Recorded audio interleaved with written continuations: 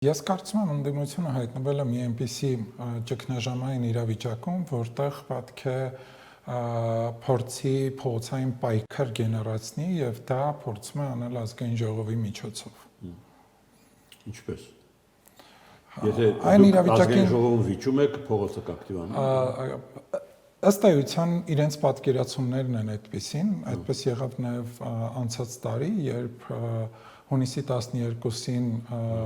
Սև Սքեմով նորաթուխ մի քաղաքական գործիչ, որը վայր էր դրել եւ սառեցրել էր իր նախորդ գործունեությունը, որը կրոնական գործունեություն էր եւ հայտ էր ներկայացրել քաղաքական դաշտում,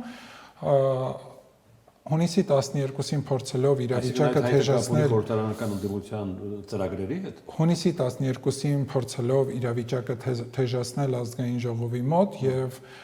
եթե